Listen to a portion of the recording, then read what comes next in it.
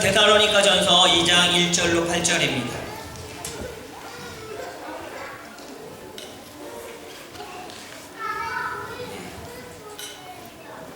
데살로니가전서 2장 1절로 8절 우리 교독하도록 하겠습니다. 데살로니가전서 2장 1절로 8절.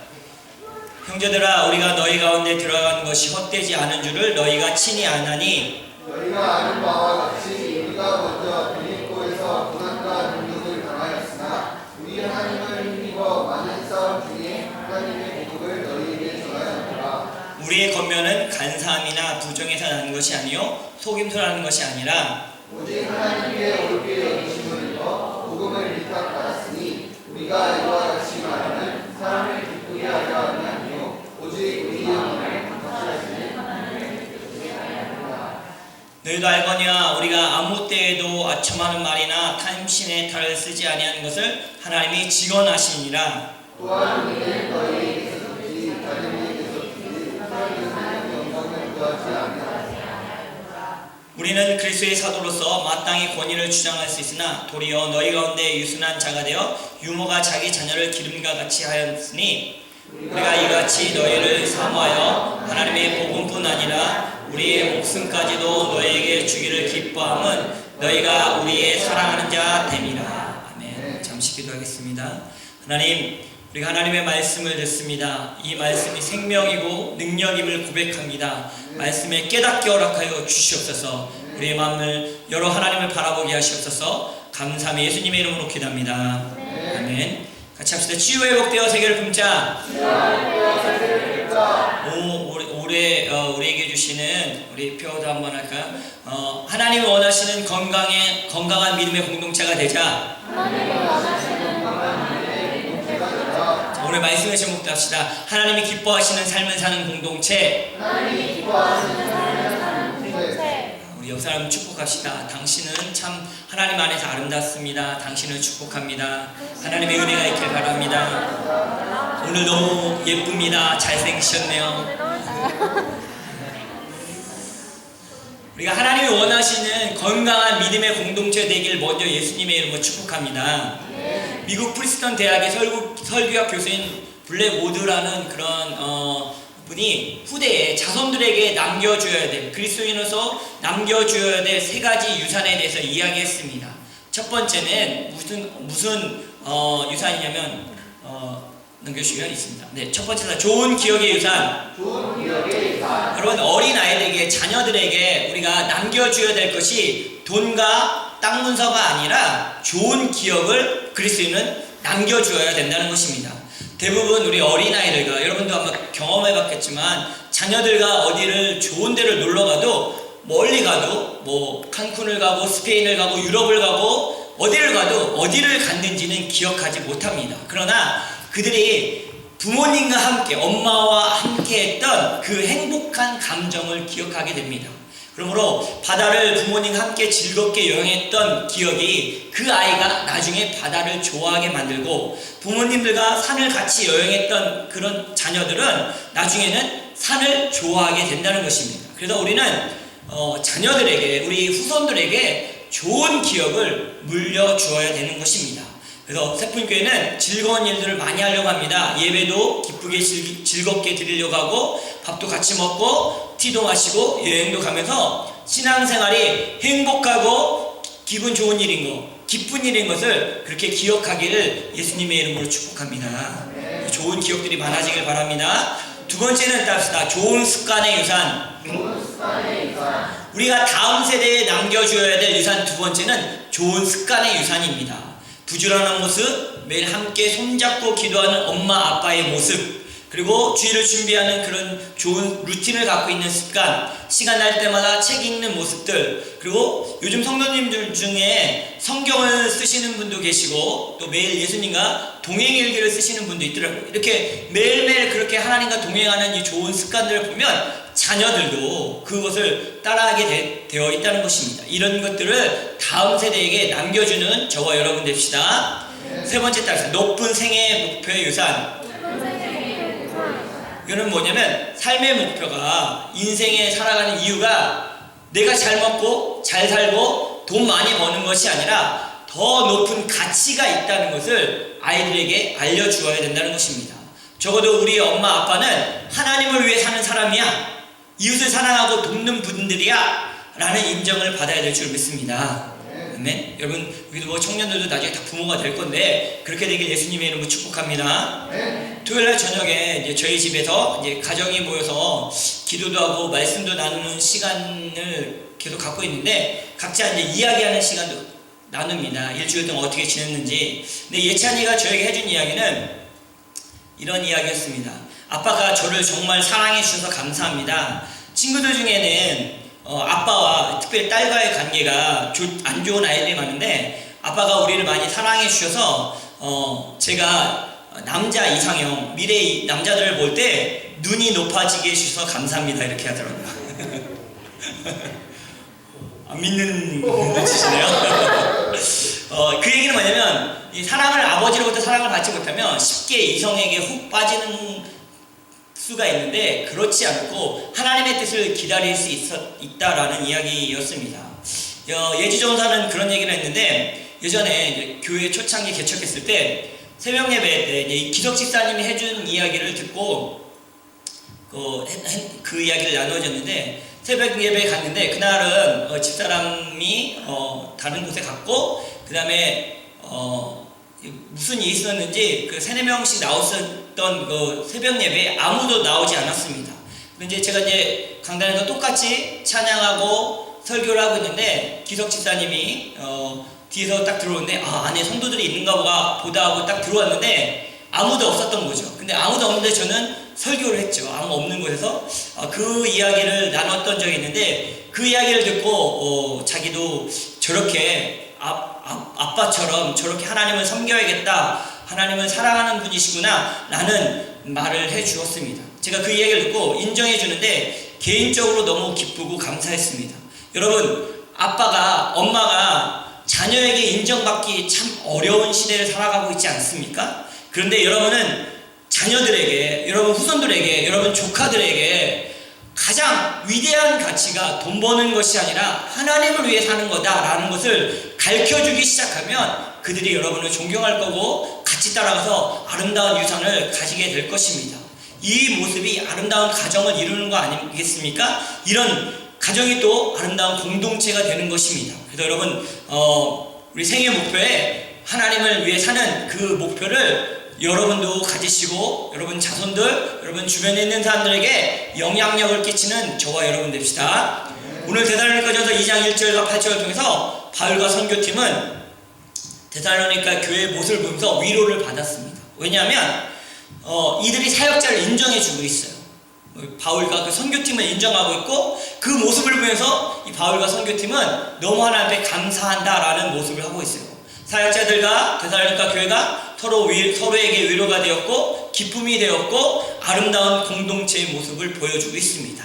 그래서 우리 세품교회도 이런 하나님이 기뻐하시는 삶을 사는 그 믿음의 공동체가 되길 다시 한번 예수님의 이름으로 원합니다. 아멘. 자, 첫 번째입니다. 따라합시다. 헛수고가 아니라 열매가 있다. 1절과 2절 말씀을 한번 같이 읽을까요? 시작. 형제들아, 우리가 너희 가운데 들어가는 것이 헛되지 않은 줄을 너희가 친히 아나니, 너희가 아는 바와 같이 우리가 먼저 빌립보에서 고난과 능용을 당하였으나 우리 하나님을 힘입어 많은 싸움 중에 하나님의 복음을 너희에게 전하노라. 우리 그 정우 형제 아들 지우가 찬양팀 요즘 찬양 중에 I need more라는 찬양을 엄청 좋아한다고 합니다. 그래서 이제 엄마인 진자매가 유튜브에서 이 찬양을 다운받아서 잘 때마다 들려줬대요. 근데 이제 이 다운받은 것이 여성 찬양 사역자의 목소리로 찬양하는 것이었어요. 그랬더니 지호가 엄마 왜 교회 찬양 삼촌 목소리가 안 나와? 라고 물어보더래요. 그 얘기를 들었던 우리 찬양 리더, 오늘 들어보셨던 우리 찬양 리더 우리 대은 형제가 그 말을 듣고 자기 목소리로 찬양을 해서 이 지호에게 줬다고 합니다. 그 이야기를 듣고 지인 자매는 감동을 받고 눈물을 흘린 이야기를 신방을 갔는데 그 이야기를 하더라고요. 이런 일들이 서로에게 위로가 되고 감동되는 일이 아닙니까? 교회 찬양 삼촌의 목소리를 기다리던 지호에게는 목소리를 들으면서 위로가 됐고, 그 삼촌은 자기 목소리 찬양을 기다리는 주일 학생이 있다는 것을 보고서 얼마나 위로가 됐겠습니까? 또 그 모습을 지켜보는 엄마와 아빠는 얼마나 그 마음에 위로가 되고 감동이 됐겠습니까? 그 이야기를 듣는 저도 와 너무 좋다 라는 이런 마음이 들지 않았습니까? 여러분도 그런 마음이 들지 않습니까? 교회는 이래야 되지 않겠습니까? 공동체는 서로의 필요를 챙겨주고 위로가 되고 힘이 되어지는 공동체가 되어야 될 줄로 믿습니다.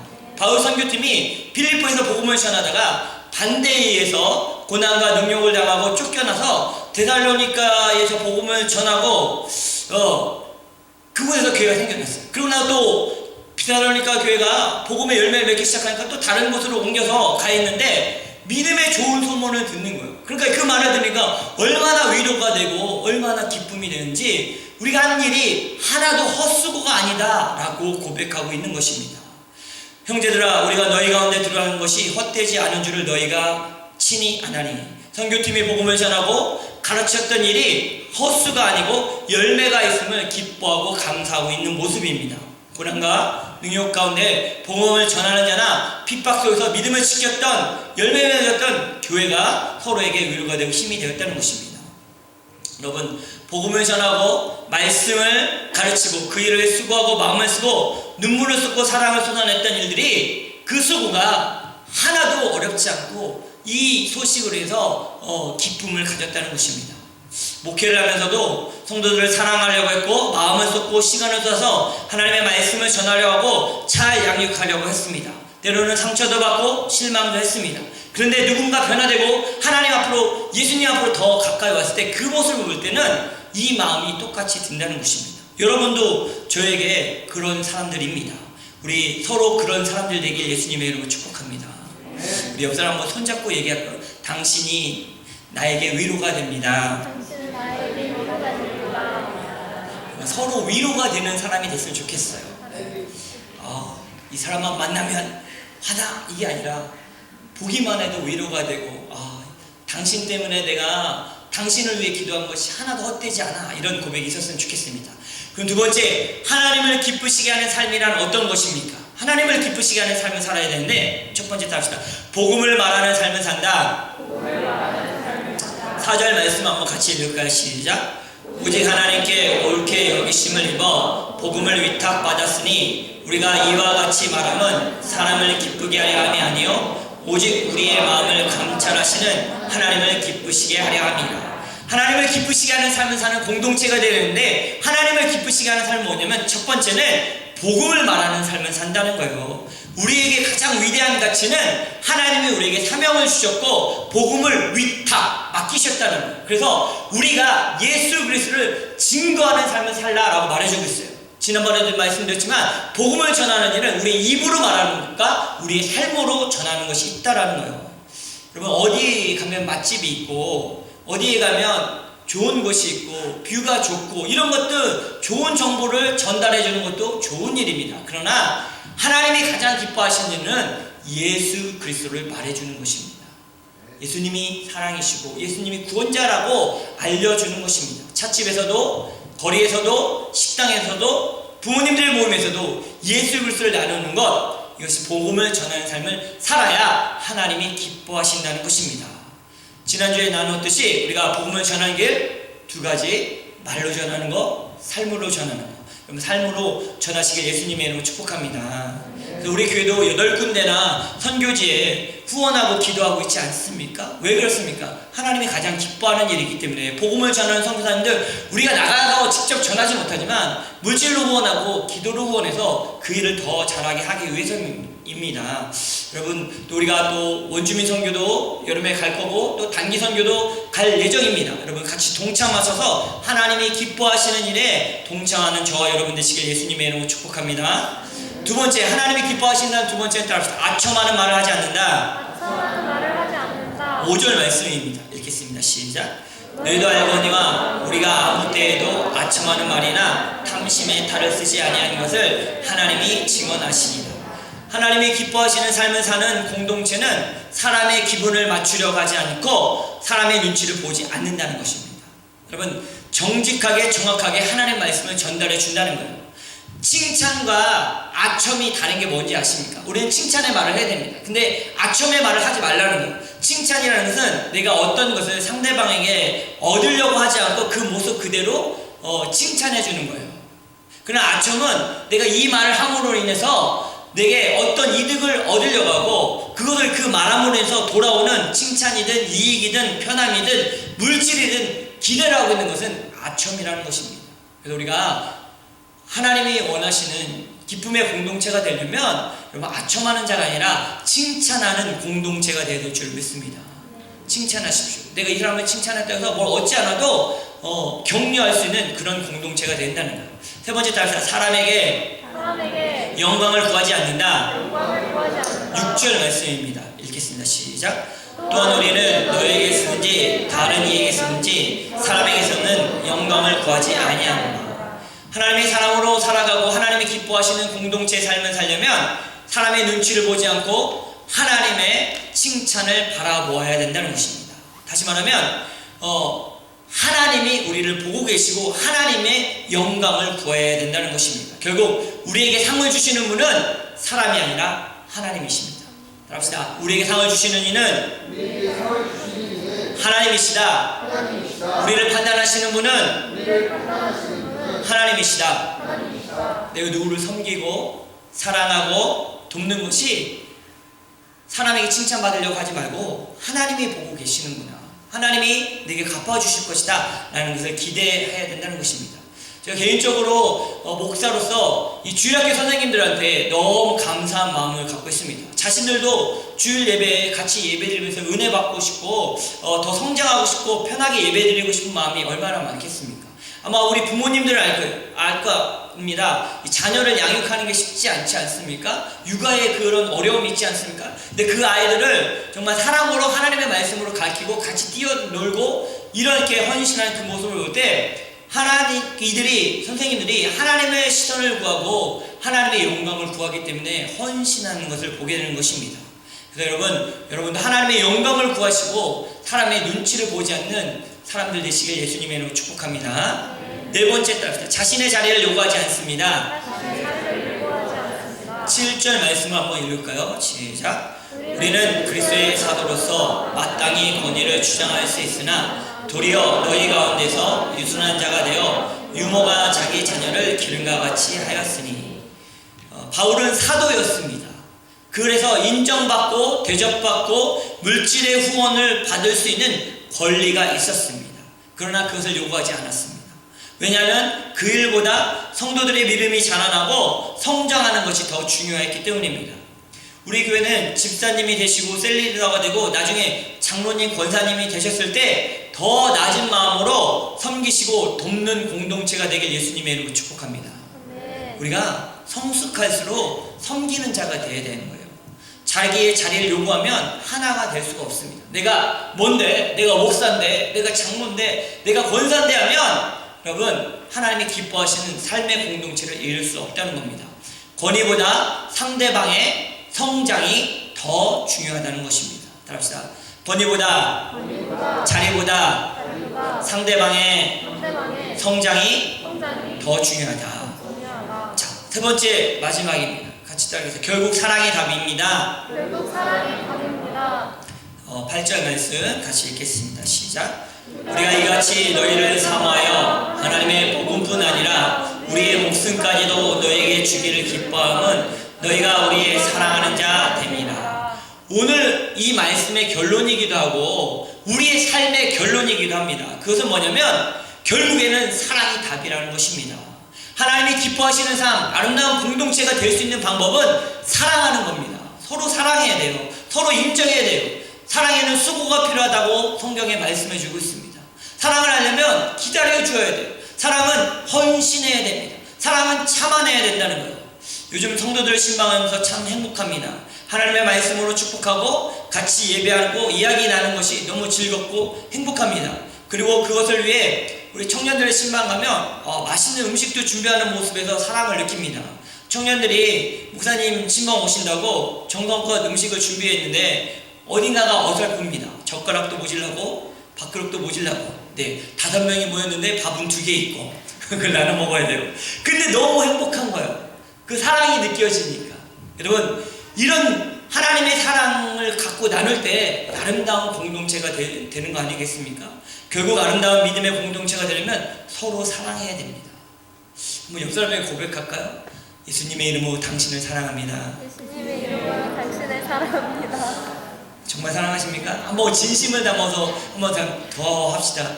예수님의 이름으로 당신을 사랑합니다. 예수님의 이름으로 사랑합니다. 자, 오늘의 미션입니다. 이 옆 사람에게 사랑의 행위를 오늘 한번 하나씩 해주십시오.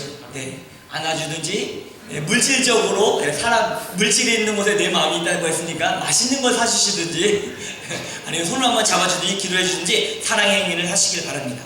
하나님이 기뻐하시는 삶을 살면 우리의 삶은 자연스럽게 행복하고 기뻐집니다. 그리고 서로 아름다운 공동체를 이루게 됩니다. 하나님이 기뻐하신 삶을 살아 아름다운 믿음의 공동체를 이루는 저와 여러분 되시길 예수님의 이름으로 축복합니다. 같이 우리 나 주님의 기쁨 되기 원하네 같이 찬양하도록 하겠습니다.